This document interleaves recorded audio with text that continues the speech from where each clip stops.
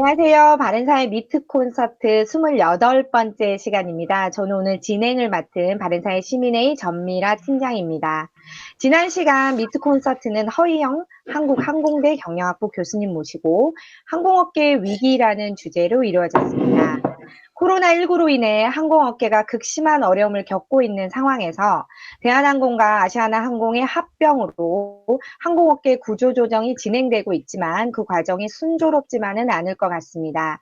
두 기업의 합병이 아시아나항공을 살려 우리 경제에 미치는 부정적인 타장을 줄이기 위한 불가피한 선택이었다는 주장과 시장이 아닌 정부 주도의 성급한 합병 시도는 더 큰 문제를 낳을 수 있다는 주장이 오고 가며 활발한 토론이 이루어졌습니다. 자세한 내용은 유튜브 방송 바른사의 TV를 참고하시길 바랍니다. 유튜브 시청 시에는 구독과 좋아요, 알림 설정 부탁드립니다. 참고로 다음 주 화요일입니다. 지난 시간 관계상 제대로 다루지 못했던 동남권 신공항 문제를 구체적으로 알아보고자 허희영 교수님을 한 번 더 모시고 진행할 예정입니다. 구체적인 내용은 다음 주 안내에서 다시 말씀드리겠습니다. 이번 주 바른사의 미트 콘서트는 조동근 명지대 경제학과 명예교수님을 모시고 라임 옵티머스 사태의 대국민 사기극이라는 주제로 진행되겠습니다. 라임 옵티머스 사태는 국내 헤지펀드 회사인 라임 자산운용이 판매 중단을 선언하며 투자자들에게 큰 손실을 남기면서 불거지기 시작하였습니다. 문제는 위험성을 갖고 있는 펀드를 8%의 고수익을 보장할 것 같은 현실성 없는 광고, 거의 사기 형태로 판매를 유도해 피해자들을 모집했고 라임의 비정상적인 운영 과정과 정관계 인사가 연루되었다는 의혹 등 수많은 문제들이 드러났음에도 불구하고 제대로 밝혀진 게 없어 의혹을 더했습니다. 자세한 내용과 분석은 조동근 교수님을 모시고 더 구체적으로 알아보도록 하겠습니다. 명지대학교 조동근 명예교수님을 모시겠습니다. 교수님. 예, 감사합니다.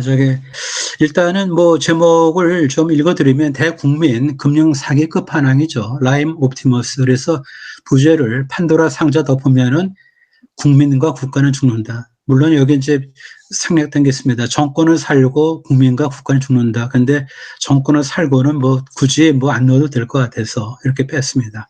예, 그러면은 이제 우리가 이거를 디테일하게 이렇게 설명드리는 게 아니고 문제의식 중심으로 좀 말씀을 좀 드리겠습니다. 첫 화면으로 이제 옮겨가겠는데요. 이겁니다, 지금요. 의문점들이 있어요. 근본적인. 왜 좌파가 집권하면 집값이 오르죠?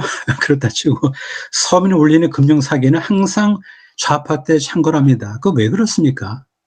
그게 어려운 질문인데, 불편한 질문인데, 이 좌파들은 어떻게 보면 실물적으로 뭘 해본 적이 없어요. 그러다 보니까 이게 틈만 나면은 이게 빈틈을 찾는데 귀재들이죠. 네. 그 다음에 라임 옵티머스 사태 피해자하고 피해 규모를 보면요. 마땅히 청문회가 열려야 돼요. 근데 왜 아무런 미동이 없죠? 이게 의심이 되는 겁니다. 우리가 누군가 뒤를 봐준 것이 아닌가라는 합리적인 의심이 들만도 한데, 이런 음모론으로 치부하더라고요. 이게 맞습니까, 분위기가? 한술 더 떠서 청와대 행정관 개입으로 이 거대한 금융사기가 했겠냐? 라면서 이번 사고를 개인의 비행으로 덮으려는 의도도 일단은 감지가 됩니다. 그렇다면은 내가 뒤에서 모종의 역할을 했다고 나야만 그때까지 우리는 기다려야 됩니까? 이건 아니죠, 보면요. 이 자체가 문제가 많습니다. 라임 옵티머스 사태는요, 그 자체로서 집권 4년차 문재인 정부의 어떤 치명적인 리스크를 안겨줬어요. 만약에 정관계 게이트로 밝혀지면은 회복할 수 없는 신뢰 상처를 받게 되는 거죠. 네. 그렇게 보시면 되겠습니다. 두 번째입니다. 그 라임 옵티머스, 특히 옵티머스는 처음부터 사기 집단 아니었나 생각이 들고요. 이 지경에 이르도록 감독기관은 뭘 했습니까? 혹여 정치권의 비호는 없었는지요? 여쭤볼 만하죠. 그 다음에 검찰 조사가 소극적이라고 인식된 이유가 있습니다. 소극적이다 그거죠. 사건이 배정된 곳은 금융범죄를 전문으로 다루는 남부지검도 아니고요. 중대범죄를 다루는 반부패 2부도 아니에요. 일반적인 고소고발을 다루는 조사 일부에다 이거를 배당 또는 배정했다고. 이게 말이 됩니까, 이게? 추장관 심 이후에 학살, 인사라는 그런 이제 그런 이제 닉네임이 붙을 정도의 그런 이제 인사를 4차례 단행했고요. 남부지검의 증권범죄수사단은 검찰 개혁을 이유로 해서 해제가 됐어요. 이유가 참 그렇죠. 그 다음에 또 가관이 뭐냐면 피의자, 이름은 이제 뭐 밝혀도 되죠. 김봉현, 옥중 편지를 근거로 해서 법무장관의 수사지휘권이 발동되었어요. 그래갖고 권력형 게이트가 검사 술 접대 의혹에 검찰 게이트로 변질되더라고요. 이런 걸 보면서 지금 검찰이 이걸 적극적으로 뭔가 규명하려고 하는가? 아니죠. 국민은 당연히 진실을 원하고요. 특검으로 여야 없는 철저한 수사가 이루어져야 되겠습니다. 그 다음에 마지막 질문, 국민의힘은 도대체 존재하기는 하는 건가? 이런 이제 불편한 질문을 이제 던지겠습니다. 근데 여기 보시면은 사태 본질은 간명이에요. 펀드 상품은 뭐 고수의 고위험 아닙니까? 그다 경제가시니까. 따라서 고액 자산가가 파는 게 맞죠. 그럼에도 불구하고 위험 부담이 없는 은행의 저축성 예금 인양 일반 투자자에게 속여 팔은 것이 사태의 그 발단이 되는 거죠. 모인 자금을 위험 자산에 투자해서 다단계 펀지 사기식으로 돌려막다가 한계에 부딪혀서 두 손을 들은 것이 이번 사태입니다. 환매 중단이죠. 그 다음에 공모펀드 같은 공포가 돼버렸는데 진짜 공모펀드 같은 사모펀드 펀드 가입 인원이 49명이에요. 그런데 어떻게 옵티머스 피해자가 1166명이 됐죠. 이게 말이 안 되잖아요, 보면요. 그러다 보니까 환매 중단 문제가 되고 있는 대부분의 펀드가 이렇게 사실상 같은 사모펀드를 49인 이하로 쪼개서 사실상 공모펀드처럼 판매했죠. 이게 말이 됩니까, 이게? 펀드 상품의 무한복제, 허용의 문제의 발단이 된 겁니다. 간단한 팩트를 짚어보면요. 뭐 자세한 건 나중에 보시면 되겠고, 이것도 우선 남겨놓을 테니까. 펀드 시장이 초토화됐는데, 올 8월 말, 이게 조금 좀 한 몇 개월 됐네요. 환매 중단액이 6조고요. 그 다음에 8월 말 기준으로 추가 중단 위험액이 한 7천억. 네. 그래갖고 어떻게 보면 한 7조 원 정도가 중단 또는 중단 위험에 놓여 있습니다. 그리고 라임 옵티머스 사태 여파로 해서 완전히 이제 이 펀드 시장은 단지 죽을 쓰는 거죠. 그리고 은행 증권사들도 몸을 사리다 보니까 이 펀드 시장 자체가 사라질 판이 된 겁니다. 펀드 시장이 있어야 되는 거죠. 그렇죠. 이게 현재입니다. 그래서 왼쪽 보시면은 거기 이제 구체적으로 6조 이제 그다음에 또 7천 정도였던 이제 세부적인 브레이크다운 나와 있습니다. 이건 뭐 우리한테 필요 없는 건데 좀 편하게 이 고액 자산가 투자 게임에 일반 개미가 진입한 거죠. 뭐 간단히 그림을 좀 엔진하고 샤시밖에 없어요. 거기에 그냥 올라타서 운전하는 거 아무런 자기를 보호하는 그런 프로텍터는 게 없잖아요. 이런 거죠. 우리는 뭐 사실 이 펀드에 가입한 사람들 펀드가 뭔지 알았습니까? 몰랐잖아요. 그러다 보니까 이렇게 된 거고 아래 보다시피 뭐 오토바이 운전은 그죠? 이게 뭐 레이스라고 그러죠. 운전보다도. 네.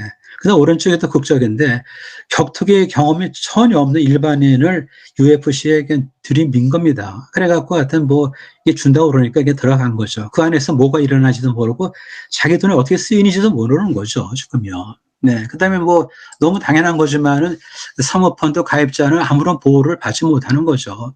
은행이야 뭐 예금보험공사 있지만은 아무런 프로텍트가 없는 건데 이걸 이런 식으로 이렇게 좀 들어가도 되는 건지 참 이해가 안 됩니다. 그 다음에 규제 완화로 사모펀드가 팽창이 이제 뭐 많이 이루어졌는데 그 현황을 좀 볼게요. 사모펀드는 처음에 98년도, 그러니까 IMF 때 들어왔습니다. 그 자체는 뭐 진화가 되는 거죠. 펀드가 필요하죠. 그렇죠. 그래갖고 2004년도에는 해외 사모펀드의 국내 기업 인수에 대응하기 위해서 우리가 이제 어떤 이제 방패를 들은 거죠. 그래서 경영 참여형 사모펀드를 도입했습니다. 2004년도에. 그러고 이제 2009년도에 가서 해외 헤지펀드, 그죠? 앞에는 이제 사모펀드, 이번 헤지펀드에 대응하기 위해서 우리가 전문 투자형 사모펀드도 도입했어요. 다 맞는 얘기예요, 보면요. 그런데 2015년도에는 이제 모험자본 활성화 방안에 따라서 사모펀드 인가자, 이걸 갖다 등록제로 바꾸고요. 그 다음에 일반 투자자의 최소 투자 금액, 이것도 5에서 1억으로 크게 낮췄죠. 그래갖고 사모펀드가 2015년도에 규제 완화 이후에 2016년에 250조를 기록하더라고요. 찾아보니까. 그래서 공모펀드를 넘었어요. 그 당시 이미. 공모펀드를 212조, 그다음에 250조. 그러고 이제 2019년 이제 4년 좀 지난 다음에는 402조를 기록해서 공모펀드를 아주 크게 압도하고 있습니다. 가장 최근에 2020년 5월을 보면은 현재 운영사가 233개, 우리가 다 모르죠. 뭐 이렇게 지금 뭐 아주 뭐 난립이 되는 것 같아요. 그 다음에 운영 규모는 420조가 되고 있습니다. 그래갖고 2016에서 2020년, 그러니까 약간의 이제 좀 1년을 좀 조정하면은 이제 2017년으로 봐야 되는데, 이 문재인 정부 들어와서 운영사가 크게 늘었고 운영 규모도 크게 늘었습니다. 이겁니다.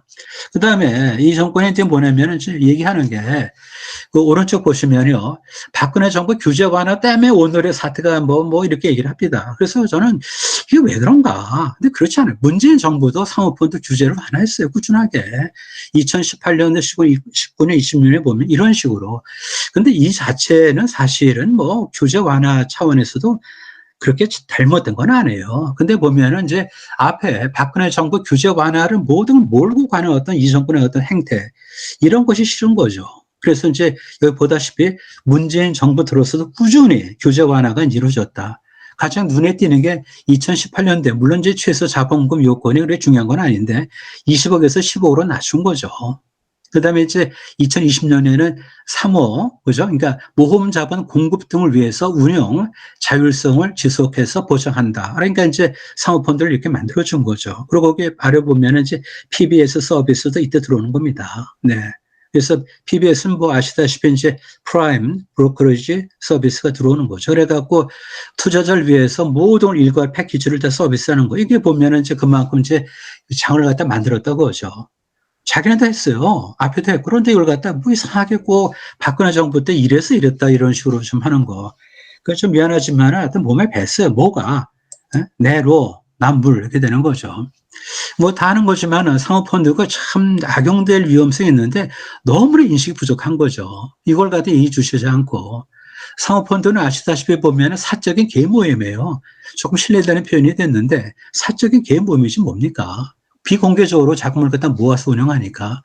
공모펀드와 달리 규제가 뭐 없어요. 그러다 보니까 투자 대상이나 투자 비중에 아무런 제한이 없고 신탁 재산 100%까지 한 종목에 투자할 수 있더라고요. 이건 굉장히 위험한 거죠. 관리를 잘해야 되는데. 그러니까 주가 조작, 불법 자금 유출을 목적으로 한 인수합병, 그죠? 여기에 실탄 제공 수단으로 악용될 수가 충분히 있더라고요.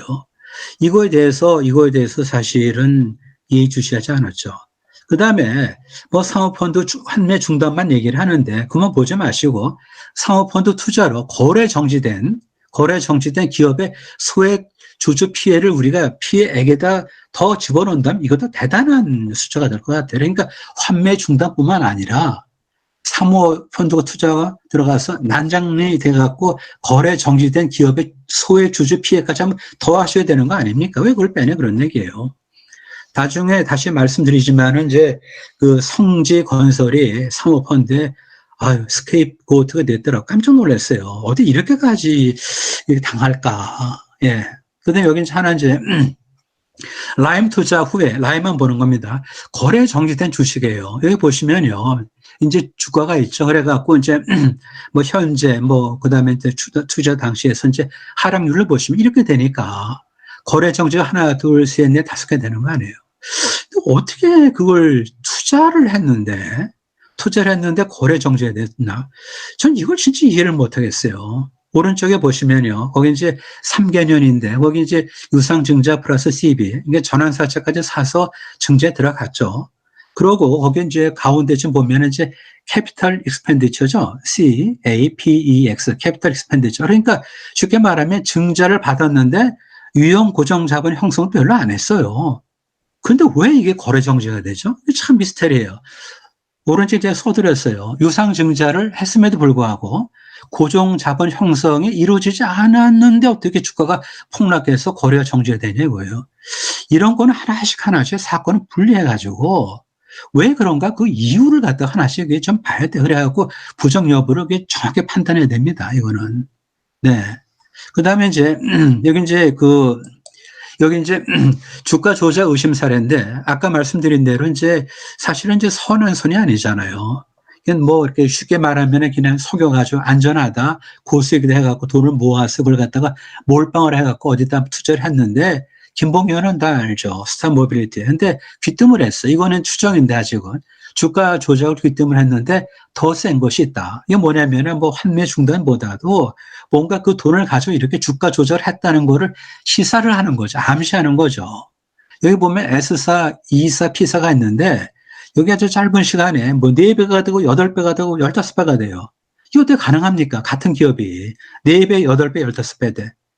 이거는 뭐 분명하게 뭐죠? 시세를 조정하고 거짓 사업 계획을 유포하고 미공개 정보 유출 이런 걸 통해서 주가를 띄운 다음에 이제 먹튀가 되는 거죠. 엑싯 투자금 회수가 이제 좀 의심되는 거죠. 그래서 그림을 좀 비줄라이즈 그 전에 물에 다는 거지만 이제 넘어가면 이제 시세 조정을 통해서 시차익 실현도 보면 최근에 그 매크로가 뭐가 떠오르십니까? 김경수가 떠오르 김경수가. 요새 보면은 홈 트레이딩 시스템에 이 매크로 프로그램을 갖다 붙이면은요, 자기가 한번 클릭하면 그냥 누르륵 해갖고 뭐 100번, 200번 이렇게 같은 거를 이제 매도 매수할 수 있는 거 아닙니까? 김경수의 후예들이야. 김경수의 뭐죠? 나쁜 뭐예요? 경제 후예들이 나타나서 이렇게 마우스 이걸 갖다 해갖고 그냥 수백 번의 어떤 이제 반복 주문을 내는 거죠. 초단기 주문 반복. 뭐 이런 것이 다 어디서 나온 거야? 이게 다 그 문재인 정부 때 들어오면서 이렇게 되는 거 아닙니까? 네. 그러고, 그 다음에 여기 이제 제가 말씀드린 에비던스죠. 보면, 그러니까 S사, E사 그런 거죠. 여기 보시면요. 2017년 거기 이제 최고로 보세요. 거기 보면 2015년도 요거는 이제, 어떻게 보면은 이제 뭐 문재인 정부로 이제 보기는 어려운데, 근데 하여튼 2015년도 7월에 21,900원이 나중에 505원이 되고요. 뭐 내려갔다 다시 올라갔다 내려오고, 그 다음에 이제 이사 보면 여기는 이제 2018년도예요. 이건 분명히 이제 문재인 정부죠. 79,400원이 어떻게 2,700원이 됩니까? 이게 지금 어떻게 같은 기업이 이렇게 됩니까? 이게 뭔가 같은 이게 이제 바로 이제 앞에 우리가 표로 본 거하고 연결되는 건데 지금 여기서 S하고 E하고 익명으로 돼 S하고 바로 매칭은 안 되지만은 하여튼 E사로 하면 이렇게 그림이 나온다는 거죠. 어떻게 지금 79,000원이 어떻게 2,700원이 됩니까? 이게. 예? 이게 말이 됩니까? 이게 지금. 뭔가 이거는 넣고 빼고 이제 도망간 거죠. 그 다음에 여기 또 더 있어 보면요. 더 있다 보면요. 여기도 보면 이제 2018년도에 27,850원에 1,225원. 뭐, 이런 것들 보면은, 하여튼 다 이게 그 사모펀드가 이지랄하라고 지금 돈을 갖다 모은 건 아닌데, 이걸 보면은 참 얼마나 끔찍한 건가. 그죠? 그 다음 우리가 또 하나 볼 게 사모펀드는 뇌물수단으로 변질된다고 그죠? 특정의 조스타, 뭐 아시겠죠? 스타 9구로 표시해도 돼요, 사실은. 예, 합성하시라고. 그러면은 뭐 그 특정인이 투자한 펀드에다가 투자하거나 아니면 그 펀드가 투자한 기업에 투자를 하면은 돈이 들어가는 거죠. 경제적 이익을 주었지만 뇌물죄로 처벌할 수 없는 거죠.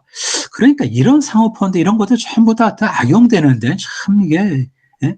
공직자가 상호펀드 이거는 그 자체가 정직하지 못한 부정이에요. 뭐 법령으로 뭐 그걸 허용한다 하더라도 하여튼 정직하지 못한 부정 아닙니까? 뇌물 그 수단으로 변질됐다고 하죠. 그다음에 이제 여기 이제 보시면은 이제 이거는 뭐 다 아시겠지만 혹시 이제 뭐 편하게 사모펀드 연결 구조하고 관련 기관의 도덕적 해이를 따로 제목을 뽑아봤는데 여기 뭐 보시다시피 왼쪽에 기차를 이제 붙인 거죠. 그죠? 아래 이제 또 비주얼라이즈 한 거죠. 그래서 이제 기관차가 후진하면서 이 화물차를 붙이는 거죠. 어떻게 보면 이렇게 이제 연결된 구조가 바로 이제 이 사모펀드에서 이제 이게 나온 겁니다. 우리가 얘기하는 어떤 라임 옵티머스도 전부 다 사모펀드는 운용사, 판매사, 스탁회사, 사모관리사로 이루어져 있어요. 일종의 서플라이 체인에, 뭐, 서플라이 체인이 아니니까, 그래서 일종의 우리가 그냥 어퍼스로피를 좀 묶었죠. 일종의 서플라이 체인이다. 운용사, 판매사, 스탁회사, 사모관리사 한 통속이 된 거예요, 보면요, 지금요. 펀드 가입자는요, 순진한 펀드 가입자 투자자죠. 신탁 계약을 하면서 기재된 바에 따라서 운용사, 판매사, 스탁회사, 사모관리회사에 사전에 정해진 비율대로 뭔가 보수를 지급했겠죠. 그렇죠. 자기가 나눠 가졌을 거예요. 그러면은 나눠 가졌으니까 관련 회사들은 투자자 이익을 보호하기 위해서 직접적인 선관주의 의무를 다 해야 되는데 전혀 그걸 안 하더라고요. 이거 보면은 참 어떤 이렇게 공범 관계가 될까? 운용사, 판매사, 스탁회사, 사모관리회사가 한 통속에 돼 갖고 그 선량한 UFC가 뭔지도 모르는데 들어가서 그냥 뭐, 예? 기절 아니면 사망에 이르는 그런 이제 타격을 갖다가 하는 거죠. 그래서 여기 이제 보시면은 사모펀드 이제 연결 구조 하나만 보면 옵티머스 보면 에너지 증권의 판매사죠. 모집 판재, 그죠? 자금을 갖다 하나은행 스탁기관의 형식은요. 거기서 운영을 하는 거예요. 물론 이제 그 옵티머스에서 지시를 하겠죠. 그리고 취득 자산을 갖다가 한국예탁결제원에 보고하고 이걸 기재하게 돼 있어요. 어떻게 보면은 이게 뭐 사실은 뭐 에너지 증권, 그 다음에 뭐 스탁기관으로서 하나은행 뭐 이렇게 보면은 이걸 어떻게 의심하겠어요. 더군다나 취득 자산을 갖다가 나중에 최종 기재하는 거는 한국예탁결제원이니까. 펀드 사기가 가능했던 이유가 뭐냐면 공공금융기관이 연루된 거예요. 이거 보시면요. 스타가 내겠는데 사무관리회사인 한국예탁결제원은 옵티머스 자산운용의 요구대로 비상장 기업의 사모사채를 공공기관 매출채권으로 바꿔서 펀드 자산 명세서에 기재를 했어요. 이는 범죄죠, 범죄. A를 사고 B를 샀다고 가짜로 적은 거죠. 그런데 더 놀란 건 뭐냐? 옵티머스가 예탁원에 보낸 이메일에는 사모사채 인수계약서까지 첨부가 돼 있었더라고요. 나중에 보니까. 그런데도 불구하고 예탁원은 펀드 자산 명세서에 공공기관 매출 채권으로 그냥 기록을 합니다. 짜장면을 사고 짬뽕을 샀다고 얘기하는 거죠. 예탁은 나중에 옵티머스 펀드의 자산 보유 내역에 대해서 검증 의무가 없다고 주장을 하지만 이거는 말이 안 되죠. 돈을 받았잖아요. 돈을 앞에 말씀드린 대로. 그러고 실제로 예탁원이 옵티머스와 맺은 계약서, 그 다음 예탁원의 정관에 보면은 일반 사무관리회사 업무가 명시되어 있어요. 당연히 이거는 그 안에서 검증을 해야 되는 거죠. 이걸 안 하고, 그러니까 예탁결제관리원에서 얘기하니까 다 믿는 거 아닙니까? 거기 옵티머스라는 사람들이 누구겠어요, 사실은. 그렇지 않습니까? 그 다음에 이제 좀 빨리 진행을 하면은요, 이렇습니다. 그래서 이제 감독 소홀로 인한 대국민 금융사기가 발발했다. 약관상의 편입자산하고 실제 편입자산 달랐잖아요. 이게 문제죠, 바로요. 이런 편법 및 불법 자산 운용으로 일종의 금융사기입니다. 일종의 금융사기. 그 다음에 주요 판매사하고 스탁회사는 투자자, 그러니까 펀드 가입자에게 안전자산이라는 착시를 갖다 불러일으켰잖아요. 그렇죠. 사실 에너지 증권에서 파는데 에너지 증권이라고 생각한 거죠. 근데 그건 아니잖아요. 아무 관계없이 판매 대행인데 그걸 뭐 알겠습니까? 그 다음에 또 어떻게 보면은 또 화가 나는 게 비이자 수익. 이해대 마진이 좀 점점 타이트해지니까 비이자 수익이 판매 수수료를 챙기기 위해서 개미 투자자를 갖다 사지로 내모는 거. 이게 사실 이게 뭐를 해제도가 아니면 뭡니까 도대체. 1억까지 이제 되니까 1억이 뭐 많아 보여도 사실 형제 간에 나눠보세요. 아버지가 5천만 원, 형이 2천만 원 뭐 하면은 1억을 다시 버는데 물린 거예요. 예? 딸 시집 보내려고 이걸 갖다 했는데 이게 도대체 뭡니까 이게 지금. 예? 이건 이제 화가 나는 거죠. 그 다음에 이제 강론입니다. 사례 분석을 하는데요. 여기 이제 하나 보면은 원종준 라임인데 이게 참 아주 젊은 친구 뭐 보면은 투자 철학은 합리적인 상상력 어떻게 생각하세요?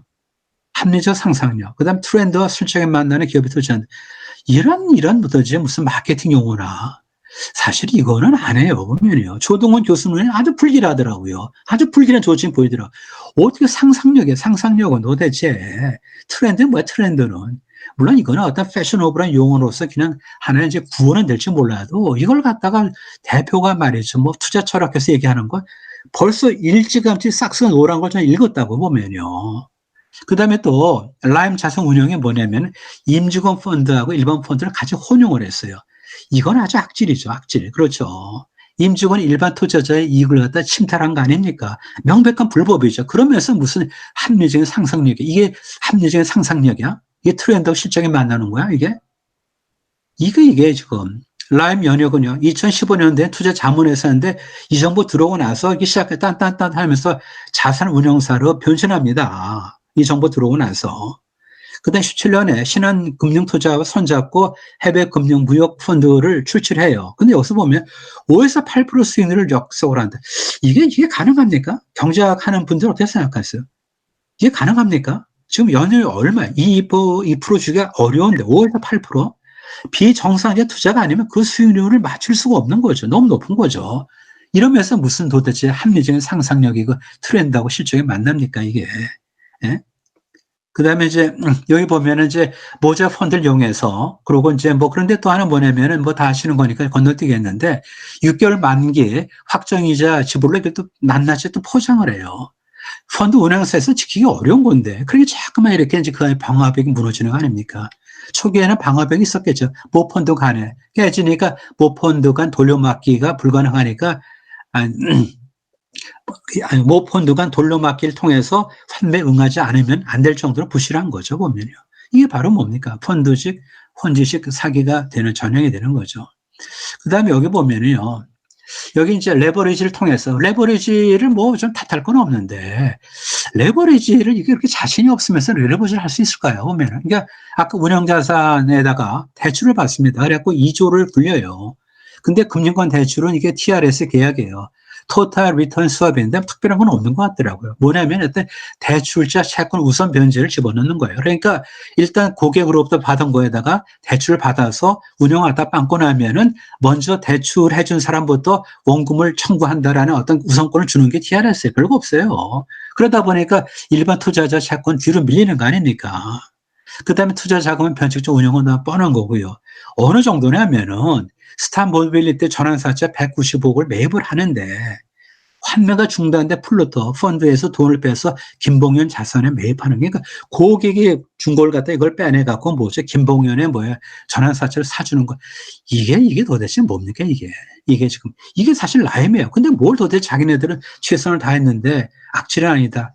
제가 볼 땐 더 악질이에요. 더 악질. 여기 이제 보시면은 시간이 좀 많이 갑니다. 빨리 할게요. 그래서 투자자금 부실 운용 및 공시 부정인데, 뭐 IIG 그룹에다가 이제 펀드가 들어갔어요. 그러니까 펀드에 이제 들어간 거죠. 왜냐하면 라인 펀드도 큰 펀드에 들어가서 자기가 이제 간접 운영을 하는 거니까. 이게 바로 뭐냐면 이제 이 IIG인데 인터내셔널에 들어가면 항상 가짜예요, 보면요. 그래갖고 이게 부실이 됩니다. 중요한 건 2018년 6월에 기준 가격 공시 중단이 딱 떨어졌는데 그거를 숨겼어요, 라임이. 숨겼다. 그러고 중요한 건 아래 보시면 그해, 그러니까 2018년에요. 12월에 IIG가 청산을 공지했음에도 불구하고 이거를 숨겼다고요. 이게 범죄죠. 그러고 나서 다른 모펀드 자산을 합쳐갖고 판매 응하는 거죠. 그러니까 이게 1.5조 뭐 이렇게 이제 큰 이제 그 판매 중단이 되는 겁니다. 이건 근거에 보면 IIG 등록 취소, 미국의 SEC 증권거래위원회가 자문법 203조에 따라서 피고입니다. 피고 재판. 그래서 IIG 투자자문사 등록 취소를 명령한다. 거기 accordingly it is hereby ordered that 나가시 뭐 correspondent IIG스에 나오잖아요. 그래서 investment advisory registration is revoked, canceled죠, 보면요. 그 왜 그러냐? IIG 무역금융펀드에 다단계 금융사기 혐의가 포착됐다는 거예요. 이걸 모르고 말이죠. 신한투자금융의 변명을 몰랐대 도대체. 실사했는데 몰랐다. 신한투자금융도 자기들도 피해자라고 또 강변을 해 도대체. 아니 신한투자금융이 무슨 뭐 동네 뭐 구멍가게입니까 도대체? 거기 뭐 그 출장 가서 어디에서 여관도 아닐 거 아니에요. 호텔 잤을 거 아니에요. 가서 이것도 밝히지 못하고 도대체. IIG는 역시 마찬가지예요. 조사 피난지에 적을 두고 있는 펀드, 유령 펀드를 개연성이 아주 높아요. 그리고 2015년대 고발 당했다는 걸 몰랐다는 게 말이 됩니까? 이게 지금. 인터넷 검색으로도 알 수 있는 걸 몰랐다 하면 이런 무지와 무책임의 극치죠. 무지에 결합된 무책임의 뭐예요? 극치의 극치. 이러다 보니까 그 다음에 용서할 수 뭐냐면 아까 말씀드린 대로 이제 라임 임직원 전용 펀드가 이 안에 있었다는 겁니다. 이 안에. 어떻게 임직원 전용 펀드가 같이 고객 계좌하고 같이 묶여 있냐 그런 얘기예요. 그 다음에 이제 옵티머스 넘어갑니다. 영혼까지 끌어모아 대국민 사기를 친 거죠. 옵티머스는 안전한 건 아시는 거고요. 중요한 건 뭐냐면 신탁 계약서상에 목표 수익률 2.8%를 기재했어요. 위험 5등급에 안전자산에 따라서 불안전 판매 시비가 전혀 없어요. 이게 어떻게 이걸 갖다 이런 식으로. 그러니까 불안전 판매는 만약에 이제 이게 뭐 목표 수익률이 한 뭐 8%쯤 됐다 하면은 충분히 설명 못 됐다 할 텐데 목표 수익률이 2.8%라니까. 그리고 신용 등급 다 위험 등급 5등급이에요. 안전자산이니까 어떻게 뭐 불안전 판매 시비는 붙을 수가 없어요. 그다음에 이제 범죄 집단이 뭐냐면 그 아래 보시면 윤모 감사가 뭐 작성한 펀드 하자 치유 관련 문건 이런 게 있더라고요. 그건 뭐 다 아는 거 아닙니까? 언론도 나오고 거기 보면 문제 해결에 도움을 주었던 정부 및 여당 관계자가 프로젝트 수익자의 일부 참여했고 펀드 운영 과정에서 관여했다. 이게 말이 됩니까? 그런데 이게 나오고 나니까 또 그걸 보호하기 위해서 일각에서 이건 자기 보호를 위한 허위다, 허위. 이렇게 주장을 하더라고요. 또 이거를. 특히 덮어주더라고요. 이렇게 될 수가 있냐. 자기 보호를 위한 허위니까 신경 쓸 거 없다. 이렇게 얘기를 하는 거예요. 주변에서. 그러니까 참 이게 보면은 이거는 좀 용서를 못 하는 거죠. 파헤쳐야 되는 거죠.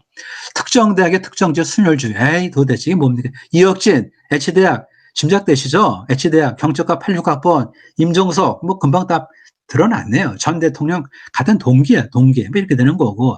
이혁진 후임, 김재현 역시 같은 학교 법학 89학번 옵티머스 그 유명한 저거 A상무, NH증권 A상무 H대.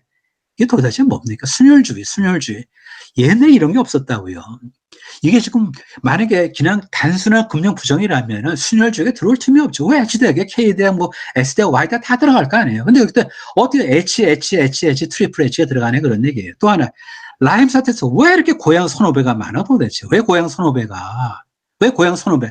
고향 선후배 특정 대학의 순혈주의. 이게 바로 뭡니까? 이게 지금 그 자체가 단순한 금융사고가 아니라는 겁니다. 이게 지금 물증은 없지만은 그렇지 않습니까? 그 다음에 제일 화가 나는 게 옵티머스 피해자는 그렇다 쳐요. 두 번째 보시면요.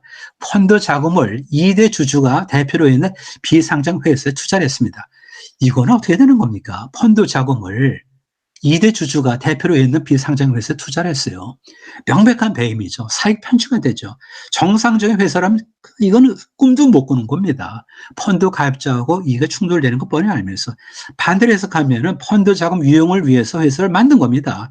아예 빼먹으려고 회사 기회 유용 행위로 불법이 되는 거죠. 김재현은 뭐 자신 불법 계좌도 있더라고요.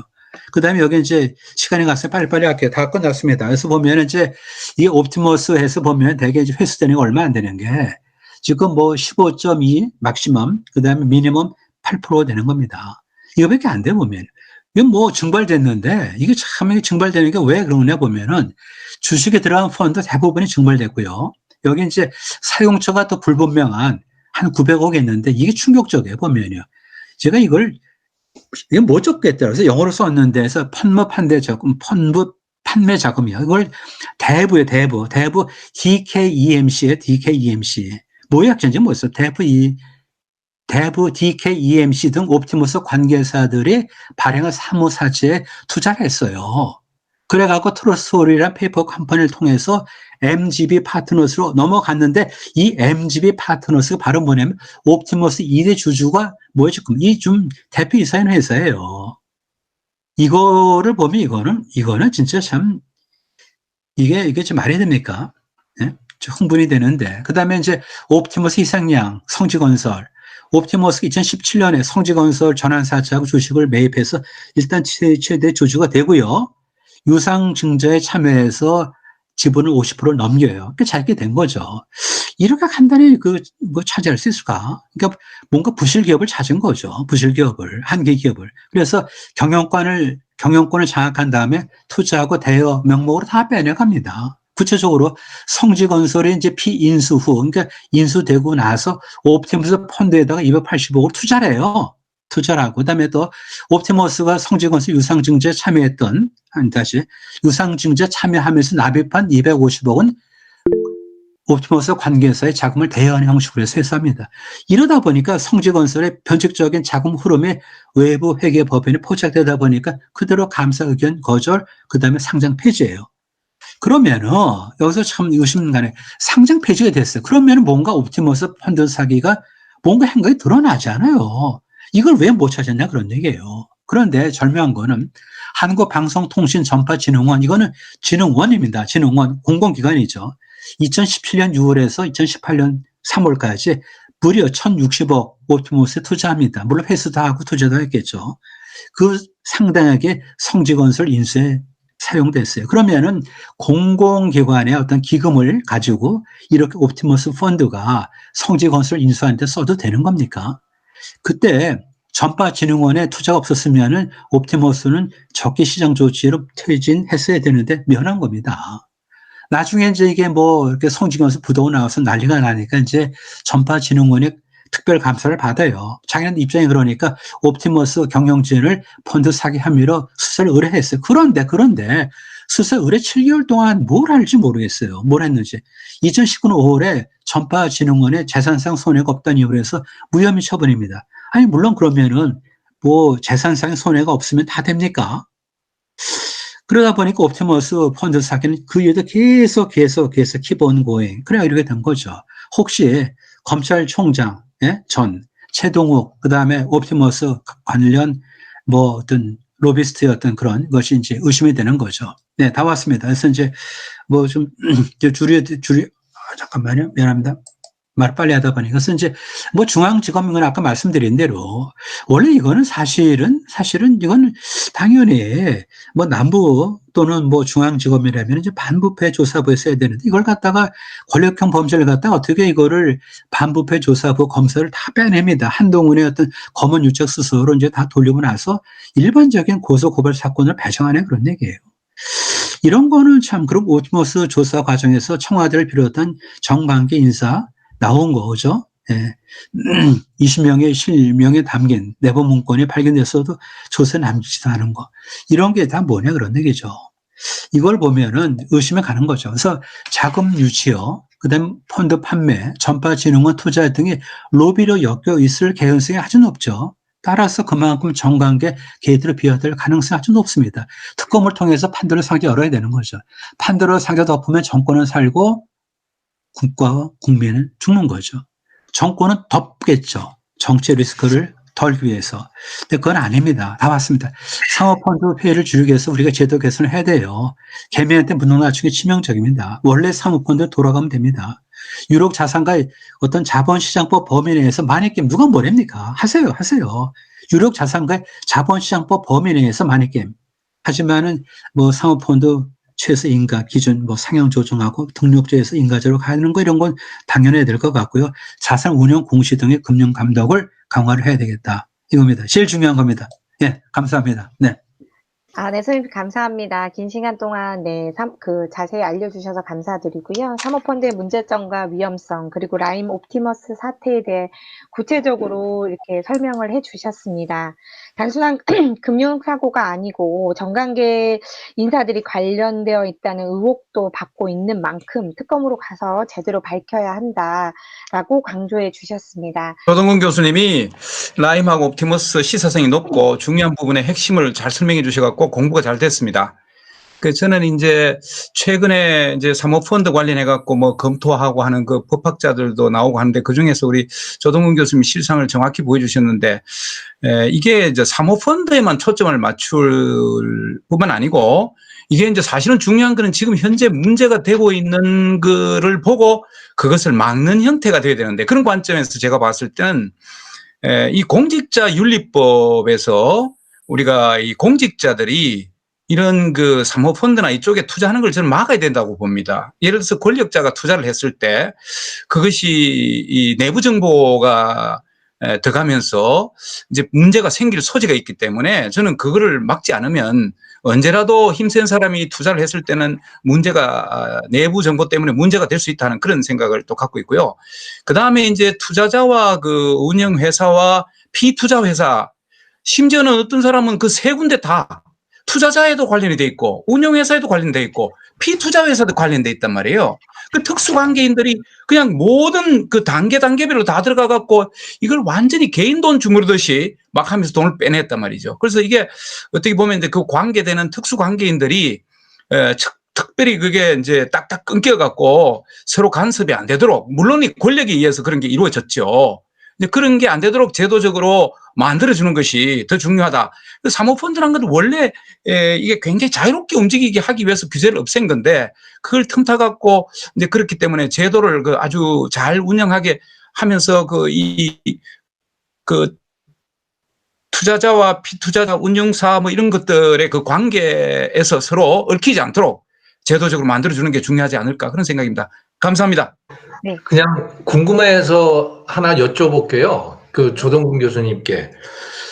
이게 오늘 이야기를 들어보니까 참 황당하기 짝이 없는 정말 이 흉악한 범죄를 저지른 건데 이것에 대해서 우리가 저조차도 잘 모르고 있었단 말이죠. 그러는 이유가 이렇게 안 알려지는 이유가 사건이 복잡해서 그런가요? 아니면 조직적인 은폐가 이루어지기 때문인가요? 그 조동근 교수님께서 구하신 그 정보는 어떻게 구하신 거예요? 그게 궁금해서 여쭤봅니다. 그 최창기 교수님 말씀하신 대로 사실 그 맞는 것 같아요. 보면은 이제 이게 좀 방화벽이 좀 앉혀져 있고, 그러고 이제 공직자 같은 경우는 이제 들어와서 글쎄, 근데 지금 보면은 아마 엄밀한 의미에서 그 상업펀드에 들어가는 것 자체가 법률로서는 금지가 안 된 것 같아요. 그러니까 당시에 조국도 보면은 사모펀드 들어간 거는 문제가 없었다고 생각하는데, 사모펀드. 근데 이제 그게 자기가 이제 멤버가 아니고 사모펀드에서 중요한 역할을 하는 그런 건데, 하여튼 공직자 같은 경우는 사모펀드 들어가면 안 되는 게, 아까 말씀드린 대로 이 모은 돈을 가지고 뭐 주가를 조작하는 것까지는 얘기를 안 하겠지만은 특정 기업을 인수하고 합병하는 데 쓰이는 어떤 실탄이거든요. 그러다 보니까 권력에 더 플러스가 되면은 이것이 부정의 소지가 있기 때문에 공직자 같은 경우는 아예 이거는 이제 머니 게임을 생각하고 들어가지 않는 것이 맞다고 봐지고요. 그 다음에 아까 이제 NH증권, 저기 김도영님인데, 불안전 판매. 근데 아까 참 그게 악질인 게, 옵티머스에서 한 건 뭐냐면은 2.8%를 준다고 그랬어요. 그럼 2.8%는 높은 게 아니거든요. 은행이 내게 뭐 한 1.89% 되니까 거기다 플러스 1%를 더 준다. 그러면은 그게 무슨 뭐 보통 얘기하는 처음에 라임에서 5에서 8%가 아니기 때문에 그걸 갖고 아주 고위험, 고수익이다라고 이야기하기는 어려워요. 그래서 팔 때도 이게 위험 등급 5등급이에요. 5등급. 안전자산. 그러니까 안전자산을 팔았기 때문에 NH증권에서는 아무 저게 면탈이에요. 그러니까 안전자산을 팔고 나서 모은 돈을 딴 데 이걸 갖다가 투자를 해서 문제가 된 거기 때문에 이게 이제 법률적으로 비해가 되면은 NH증권은 자기는 뭐 사실은 그렇게 옵티머스에서 설계를 한 걸 갖고 그대로 팔았으니까 죄가 없다 하면은 NH증권에서는 아마 특별하게 책임을 지지 않아도 될 거예요. 왜? 2.8%의 신용, 다시 2.8%의 위험 5등급이니까. 그러니까 지금 뭐냐면 이게 안전이 이제 범죄가 되는 게 이렇게 안전하다고 해서 모은 걸 가지고 안전하지 않은 데 투자한 건데 이걸 중간에 체크할 수 있는데 아무것도 없잖아요. 유일한 거기 뭐냐면은 아까 말씀드린 대로 이제 예탁 결제원인데 거기 공공기관인데 그러면 실제로 얘기한 거하고 그다음에 산 거하고 맞나? 그 확인해서 기재를 해야 되는데 사모사채, 그러니까 사모한 사채를 갖다가 산 거를 갖고 이게 공공기관의 매출채권을 산 것처럼 이렇게 대신 적어줬으니까 이거는 진짜 이거는 완전히 이게 지금 어떻게 이게 글쎄 정권의 어떤 뭐 것까지는 안 가더라도 뒤에 비호가 있지 않나라고 의심을 하는 거고요. 그리고 계속해서 프레임 뭐냐면은 이거 아닙니까? 음모론으로 몰고 가는 거예요. 뭐 청와대가 뭐 정치가 아니 그럴 리가 있나 보면은 그건 음모론이다. 그리고 아까 말씀드린 대로 그 김재현 그쪽에서 뭐 펀드 치유 문건 같은 것도 만들었는데 그것도 아마 자기 보호를 위한 어떤 사기극일 거다. 이런 식으로 계속해서 그 프로텍트하고 안 알려준다고요. 그 다음에 또 이게 사건이 돼도 뭐냐면은 원래는 남부로 가거나 또는 중앙으로 가면은 부패로 가야 되는데 그게 아니고 일반 고발 사건을 다루는 그런 일반 조사 사부로 보내고 이렇게 하다 보니까 바깥으로 정보가 나가질 않아요. 그 다음 제가 또 진짜 이해를 못하는 게 여기 사실 한 얼마가 저는 라임은 잘 모르겠어요. 옵티머스는 1166명이에요. 피해를 본 사람이 1166명. 그 기간하면 더 되겠죠. 그 다음에 규모가 뭡니까? 얼마입니까? 2조죠. 1.5조가 라임이고 0.5조가 옵티머스니까 2조가 되고 그다음에 피해자가 1166명 플러스 라임인데 그 정도 되면 그 사람들이 시끄러워서라도 뭔가 일어날 텐데 너무 조용한 그 사람들이 그러니까 2조가 아무것도 아닌 사람들이 피해를 봤다는 거예요. 그다음 너무 선량한 그 정도 살면서 우리 용서해야 돼. 그렇게 뭐 지고 지순한 사람이 손해를 봤나? 이거는 사실 이게 사건화가 안 되고 청문회 가면 안 되는 게 이해가 안 돼 보면요. 그 많은 사람 피해를 보고 이 많은 액수가 펑크 났는데도 불구하고 어떻게 조용합니까? 저 한다는 게 시민단체 나가서 무슨 뭐 플랜카드 놓고 하는 거죠. 그 다음에 아까 얘기했지만은 우리 국민의힘 어디 계시냐면 어디 계시냐고 도대체 거기라도 뭐 해야 되는데 그러다 보니까 우리가 하는 거 아닙니까? 아무 힘 없는 우리끼리 그래서 이제 보면은 이제 세 분에 대해서는 제가 말씀을 좀 드린 것 같아요. 네. 정보는 뭐 특별한 정보가 있나요? 이게 일반적으로 알려진 거를 다 찾아냈어요. 그래서 보니까 이게 이제 뭐 찾는데 애먹었죠. 뭐 꼭꼭 뭐 머리카락 뭐 보일라 꼭꼭 숨어라 이런 거를 찾는데 힘들었는데 그래도 되게 이제 밑그림은 그려져요. 밑그림 그려지고 그러고 제일 저간 게 뭐냐면은 이제 그 전파진흥원에서 어떻게 이거를 돈을 갖다 이거 출자를 했는지. 근데 그 전에 보면은 옵티머스가 뭐 자본금이 뭐 얼마 안 되는데 그때 모자라 갖고 퇴출되기 직전인데 적기 시장 조치가 걸렸는데 그거를 어떻게 면했는지. 그 면하게 한 건 뭐냐면은 금방 말씀드린 대로 전파진흥원에서 펀드를 사준 거라고요. 그러고 나서 이제 나중에 이제 자기네가 재발 저래니까 이제 수사 의뢰를 했는데 그게 이제 왜 넘어갔죠? 뛰질 않았다. 그러면 뭐 돈만 안 뛰면은 다 면제입니까? 죄가? 아니죠. 분명히 공공기금이 이렇게 나쁜 용도로 쓰였으면 그 자체가 문제가 되는 거죠. 그러니까 횡령하고 김정은 교수님 말 횡령을 했다고 하면 100만 원. 그리고 내가 그 담배를 갖다 넣어놨어요. 그러면 그거 없어지는 겁니까? 그건 아니죠. 횡령한 건 맞아요. 그 다음에 그 횡령 금액을 내가 변제를 한 건 사실이지만 횡령금 변제는 맞는 건데 그 자체가 세임 돼서 없다 해서 아무것도 없다는 아닌데 그런 식으로 지금 전파진흥원에 대해서 무죄를 갖다가 이제 전파진흥원에 대해서 이제 그 고소 의뢰한 거를 옵티머스에 대해서 이제 무죄를 선언한 거 이거는 말이 안 되는 거죠. 네. 네, 저기 선생님, 저희 그 채팅창으로 이제 황승현 선생님, 그 다음에 이은혜 선생님, 신백훈 선생님, 이렇게 이제 의견들을 서로 나누셨습니다. 그래서 질문이 따로 있으셨던 건 아니고요. 근데 그 김원식 선생님께서 채팅창으로 사모펀드와 헤지펀드 간의 관계는 무엇인지, 질문 좀 올려주셨습니다. 그리고 이제 김동현 선생님께서 또 의견을 남겨주셨는데요. 그거는 선생님께서 채팅창을 한번 좀 봐주시기를 부탁드리겠습니다. 좀 더 여쭤볼게요. 네네. 우리 언론 중에서 예를 들어 신문사나 뭐 종편이나 이런 데 중에서 이 사건을 계속 파는 데가 없어요? 예를 들어 뭐 조선일보나 뭐 TV조선이나 이런 데서 안 팝니까? 근데 그러면 뭐 당연한 건데 그게 없으니까 이게 보면 누군가 이렇게 우선히 추적을 해야 되는데 네. 근데 우선 이해가 안 되는 게 피해자들이 너무 조용하다고 피해자가 조용하니까 그런데 피해자는 또 왜 조용하죠? 글쎄 그게 저거죠. 저는 의심이 가는 게 뭐냐면은 아마 특정 지역에 있는 그다음에 H대학 출신들이 많이 피해를 왔으니까 그냥 덮자 했나 농담 삼아서. 근데 하여튼 피해자들이 너무 조용한 게 의심스럽고요. 의심스러운 것보다 의아한 거죠. 자기 엄청난 돈을 띄었는데. 그럼 2조가 적은 돈입니까? 물론 이건 다친 건 아니지만 하여튼 판매가 중단되고 환매 중단되고 상당히 그러니까 엄밀히 보면 환매 연기죠. 근데 사실은 중단이죠. 그리고 대부분 보면 아까 우리가 옵티머스 보셨지만은 이제 회수율이 많은 8%, 그다음에 뭐 15%, 그 사이 왔다 갔다 하는데 대부분 뛴다고 생각하는데 왜 이렇게 조용하냐 그런 얘기. 그러고 어떤 면에서는 뭐 우선 당에서 뭐 국민의힘 정도쯤 되면은 뭔가 특위를 만들어서 거기서 계속해서 트레이스를 해야 되는데 그런 누가 이걸 추적할 수 있는 어떤 추진차가 없단 말이에요. 프로필드가 안 돼. 그러니까 그냥 여기저기서 그냥 얘기하고 그러고 라임 옵티머스 쪽으로 컬럼 나온 거 보셨어요? 별로 없다고요, 보면은. 네.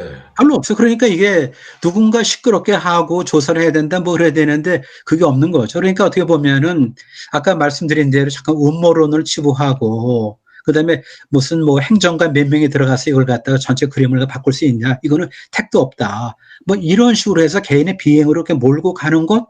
그러다 보니까 내가 했습니다라고 누가 나오기 전에는 뭐야 이건 문제가 안 된다라고 이렇게 덮고 가는 분위기인 거는 사실이죠. 이건 뭐 어떻게 보면은 합리적인 추론이고 그래서 네, 선생님, 화가 나는 겁니다. 네, 아마 뭐 지금 제가 언론에서 이제 이전에 볼 때는 피해자들도 이제 단체로 모여서 이제 항의하는 그런 것들도 많이 보긴 했는데 혹시 피해자들이 구제받을 수 있는 어떤 통로나 창구 같은 게 마련되지 않아서 그런 건 아닐지, 언론에 덜 나오고 이러니까 그런 건 아닐지 좀 우려스럽기는 걱정되는 부분이 좀 있기는 합니다. 누가 좀 막는 것 같아. 이거를 문제를 삼는 거를. 네. 그러니까 하여튼 참 어떻게 그 많은 피해자가 2조 가까운 정도 피해 얘기인데 어떻게 이게 조용하냐 그거예요. 네. 선생님 그리고 아까 말씀드렸다시피 채팅창으로 김원식 선생님께서 질문 주셨고 또 김도영 선생님께서 의견과 함께 질문을 주셨습니다. 그래서 내용을 좀 보시고 선생님 요거는 답을 좀 해주셔야 될 것 같고요. 그래서 사실 저 김도영 선생님께서 말씀하신 건 좀 뭐 동의하는데 이게 뭐냐면은 이제 뭔가 빠져나갈 구멍이 있다는 겁니다. 아까 말씀드린 대로 4개의 어떤 그 체인 아닙니까? 이제 운영이 있고 판매가 있고 그다음 스탁이 있고 그다음에 이제 그 좀 사모 이제 그 보조 회사가 있는데 이 간에 어떤 그 책임 소재를 분명히 좀 법적으로 좀 명시해야 될 것 같아요. 크로스 체크를 해갖고 투자자를 보호해야 되는데 그게 없다 보니까 자율로 하다 보니까 이렇게 서로 피드백이 안 되잖아요. 그러니까 아까 말씀드린 대로 아니 어떻게 옵티머스가 예타 결제는 어딥니까? 하나는 옵티머스는 그냥 민이고 그다음 예타 결제는 관의 관 거기다가 A를 샀는데 B를 산 거를 해달라고 했는데 그대로 해줍니까? 이게 사실은 부정이죠. 이게 공공기관에 연루된 거 이게 가능하다고 생각하십니까? 그리고 아까 저기 본문에 보면은 옵티머스에서 이제 그걸 보낼 때 어디를 하고 해서 이렇게 계약을 했다는 걸 갖다가 뭐야 어디에 뭘 샀다는 걸 보냈는데 이메일 보냈는데 그걸 갖다 버리고 그냥 처음에 우리가 이제 뭐 약관상의 공공기관의 매출 채권을 산 것처럼 그렇게 기재를 대신해 줬다. 이거는 굉장히 그 뒤에 뭐가 있는 것 같아요. 그러고 아까 말씀드린 대로 이제 여기 또 마침 이제 김원식 교수께서도 이제 하신 건데 뭐냐면은 이제 전파통신원 책임자 처벌받았는데 그거 없어요. 그거 봤는데 그게 없더라고요. 그게. 그래서 뭐냐면은 이중으로 뭐 좀 사려고 왔는데 그걸 갖다 혼돈해서 보면은 이제 하나는 그냥 이제 의뢰적으로 오는 거고 하나는 디테일을 봤는데 그거를 그냥 뭐 관행적으로 보면은 이제 그냥 뭐 일단은 하여튼 뭐 공공매출 채권이라고 생각이 들어서 했다. 근데 이건 아니에요. 그리고 아까 제가 본문에 좀 써드렸지만은 그 사모관리회사가 어떤 면에서는 돈을 받았잖아요. 그러니까 펀드 그 판매를 하고 펀드를 산 사람이 피를 내는데 그 피를 4개를 쪼개서 일부를 아마 저희 사모관리회사가 가져갔겠죠. 그러니까 그걸 보면은 당연히 크로스체크를 하고 선관위의 의미가 있는데 그걸 갖다 면했다고요, 사실은 실제로는. 그러니까 우리가 보면은 무슨 제도적으로 뭐 잘못된 것보다도 아예 처음부터 관리 감독에 대해서는 아무것도 관심이 없었어요, 보면요. 그리고 그것이 왜 가능하냐. 그러고 다음 뭐 이현재 씨도 나오죠. 여기는 안 적었지만은 최동욱도 나오고 말이죠. 이거 보면은 이게 지금 저절로 이렇게 뭐 아주 뭐 누가 악의에서 이것이 이렇게 그냥 꾸며져서 흘러갔다. 그건 아닌 것 같아요. 체계적인 설계자가 있는데 그것이 드러나지 않았을 뿐이지. 그러니까 뭐 존재하지 않는 거하고 what is nothing 그건 좀 다르잖아. 안 보이는 거하고 존재하지 않는 건 아닌데 다른데 여기도 보면은 그냥 누가 내가 이걸 뒤에서 조정했습니다라고 나오지 않으면 아무도 안 한 거고 저절로 이렇게 그냥 된 것처럼 되는데 보면 심층적으로 아까 말씀드린 대로 딱 그거 아닙니까? 일반 사건이란 왜 특정 대학에 순혈주의가 들어가요? 왜 특정 지역에 순혈주의가 왜 들어가냐고요? 예전에 보면은 일반 사건 보세요. 여기저기 뭐 A대학, B대학, C대학 다 들어가요. 그렇지 않잖아요. 그거 보면 이거는 처음부터 뭔가 좀 조국의 어떤 그 사모펀드에서 영감을 얻고 그다음 주변에 다 하고 포진하는 사람을 보니까 등등 그러고 뭐 이혁진 같은 경우 보면은 그 당시에 그 서초구에 국회의원 나오고 그랬잖아요. 그런 거 보면은 연결이 됐다고 봐지는 거죠. 네. 네, 선생님, 저기 김원식 선생님께서 전파통신진흥원의 책임자는 처벌받았나요? 거기 처벌 안 받았어요. 그건 제가 네. 확인했는데 그걸 보고 저는 너무 화가 난 거예요. 처벌 안 받았어요. 그건 제가 나중에 한번 드릴 수 있어요. 네. 네. 그리고 황승현 선생님, 이보희 선생님, 신백훈 선생님 채팅창으로 의견들 그 교류를 하고 계십니다. 간단히 질문할게요. 예. 그 사모펀드는 이 투자의 그 프로들을 보고 허락하는 거 아니에요? 예. 그러니까 공모펀드하고 다른 게. 네네네. 근데 이 투자의 결과적으로는 어떻게 나왔냐면 은퇴한 사람들 등등 해가지고 나이 든 사람들 프로라고 생각하기 어려운 사람들. 네네네. 이런 사람들이 이제 많은 그 투자를 했다 이런 얘기예요. 그러니까 투자가 프로가 아닌 사람이 프로가 해야 되는 이제 금융 그 상품에 대해서 투자를 했는데 이것이 어떻게 마음대로 그냥 투자가 프리패스로 투자가 됐느냐. 뭐 어디선가 감독 이제 차단 그런 장치가 있어야 될 텐데 그게 왜 없었느냐 그렇죠. 하는 거고요.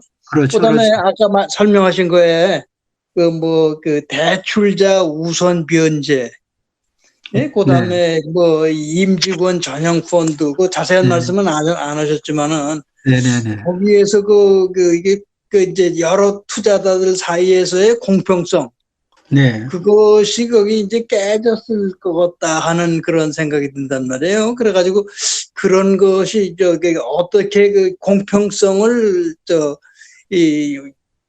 확보하려고 어떤 장치들이 있었느냐 하는 거고요. 2.8%고 이 사모펀드 이제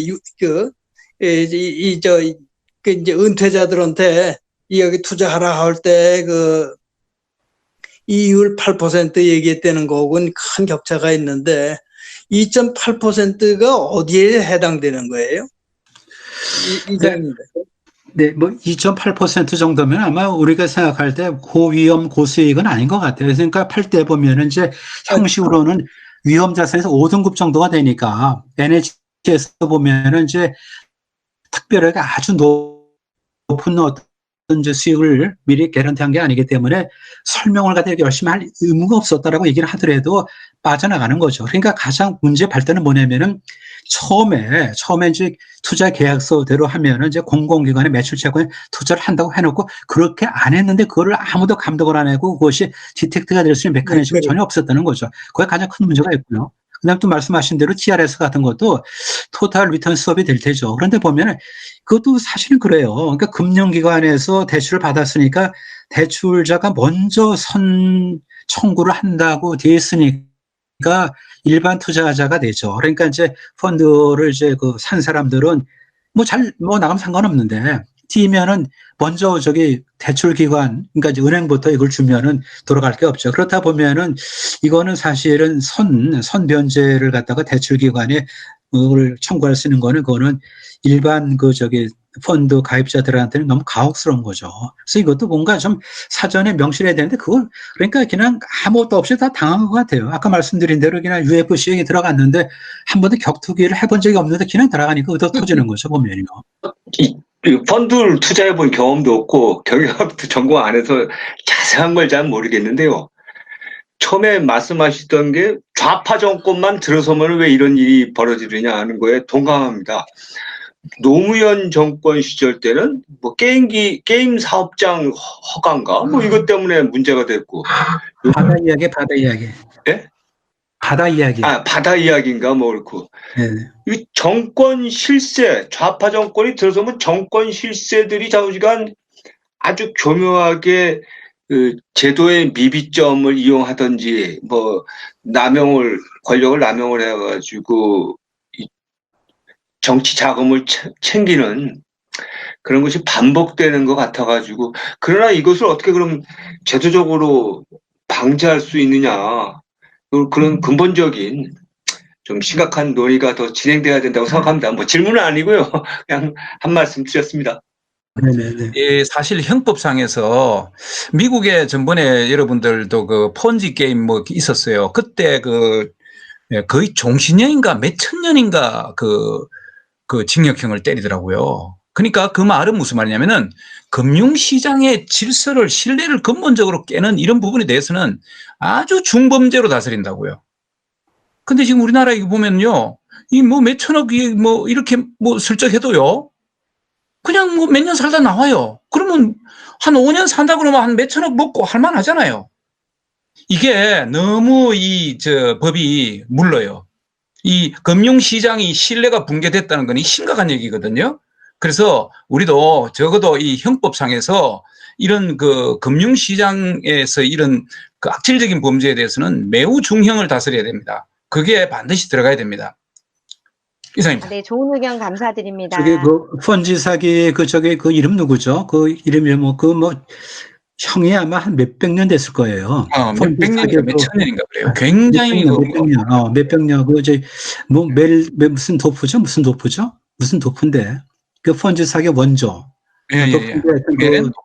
메렌도프 뭐 그런데 하여튼 그 몇백 년이 된 것 같고, 그리고 여기 이은혜 선생께서 참 재밌는 건데, 투자자들 왜 조용하냐? 다 구린 돈을, 그러니까 도둑놈이 도둑놈 돈을 훔치면은 서로 침묵할 수밖에 없잖아요.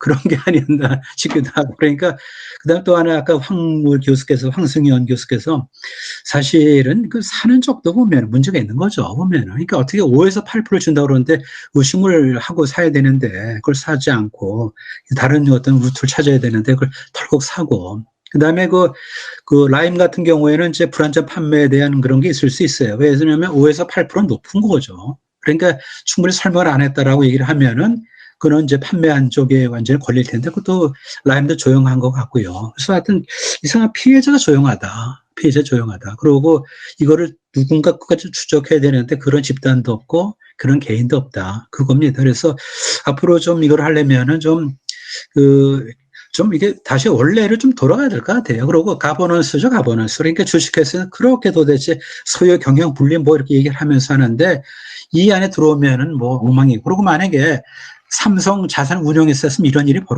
벌어지겠어요? 삼성 자산 운용에서. 그거 아니니까 보면은 운용회사들 등급을 좀 매겨가지고 레이팅을 좀 해서 믿게끔 해야 되는데 그런 이제 보완 장치 아무것도 없이 그냥 10억만 있으면은 자산 운용사를 만들어가지고 그냥 과만 이설로 해서 남의 돈 받아가지고 아까 성지건설 같이 그렇게 해갖고 어떤 기업 먹은 다음에 그거를 다시 투자한 거를 다 빼내고 말이지. 이렇게 되는 거 아니에요. 그래서 우리가 하여튼 좀 앞으로 설계할 때 이번에 어떤 제 실패가 큰 반면 교수가 됐으면 좋겠습니다. 네.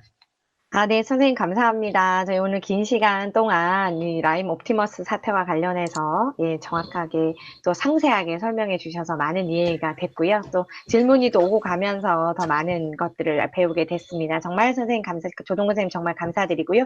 오늘 질문 또는 의견 나눠주신 분들도 정말 감사드립니다. 오늘 시간이 이미 좀 많이 지난 관계로 바로 저희 다음 주 강연 안내 말씀드리고 마치도록 하겠습니다.